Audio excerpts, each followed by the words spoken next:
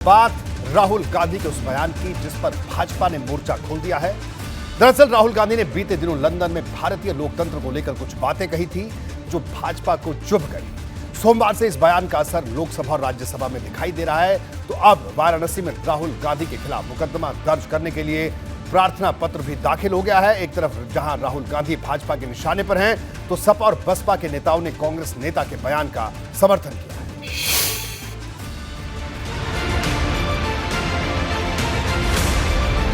London में राहुल गांधी का दिया एक बयान देश की सियासत में तूफान ले आया है। 50% of people who live in a democratic space live in India, and so preserving and defending Indian democracy is more than just about India.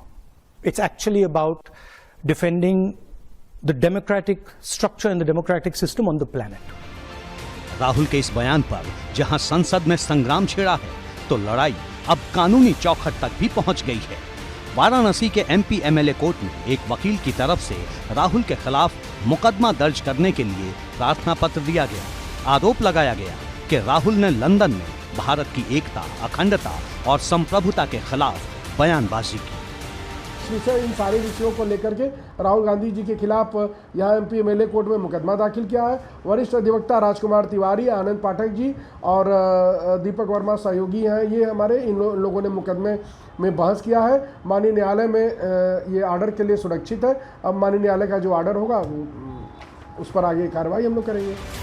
वकील की याचिका पर एमपी एमएलए कोर्ट ने बहस के बाद आदेश सुरक्षित रख लिया है। लेकिन राहुल के खिलाफ शुरू हुई भाजपा की सियासत इतनी जल्दी रुकेगी ऐसा लगता नहीं, क्योंकि भाजपा के नेता सड़क से लेकर संसद तक माफी की मांग पर अड़ गए हैं। राहुल गांधी जी ने जो कृत्य किया है विदेशी धरती पर जाकर के सदन की और देश की बदनामी करने का, तो इतना बड़ा कृत्य जो देश की प्रतिष्ठा को ठेस पहुंची है, देश की छवि खराब हुई है, तब मैं कह सकता हूं कि सदन में आकर के राहुल जी को माफी मांगना चाहिए।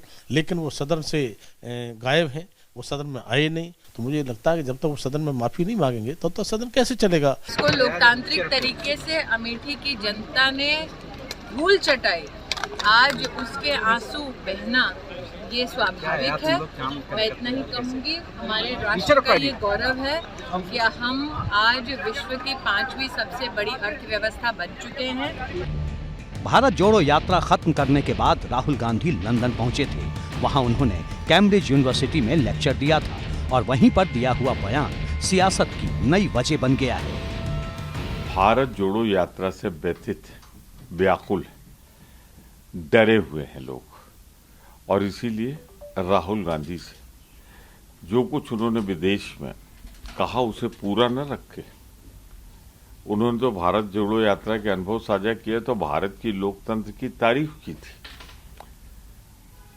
गलत बयानी करके अपने मालिक अडानी का मुद्दा न उठे, इसलिए सदन को अव्यवस्थित कर रहे हैं। राहुल के बयान पर जहां भाजपा उखड़ी हुई है, तो वहीं सपा और बसपा के नेताओं ने राहुल के समर्थन में हाथ उठाए हैं। राहुल को मुतमईन करें, देश की छवि ठीक करें।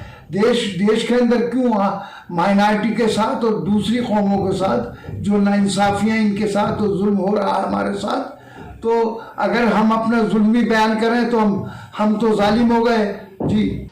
जो राहुल गांधी ने बोला वो अपनी फ्रीडम ऑफ एक्सप्रेशन के तहत बोला, उसमें कोई ऐसी बात नहीं है जिसमें सत्ताधारी पार्टी इतना हो हल्ला मचा रही है।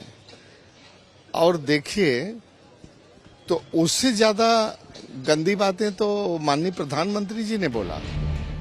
राहुल गांधी के बयान पर विवाद ऐसे वक्त में गहरा रहा है जब कांग्रेस अडानी मुद्दे पर मोर्चा खोलकर बैठी थी। तो क्या ये मान लिया जाए कि राहुल ने भाजपा को पलटवार करने का नया हथियार सौंप दिया है? एबीपी गंगा के लिए ब्यूरो रिपोर्ट।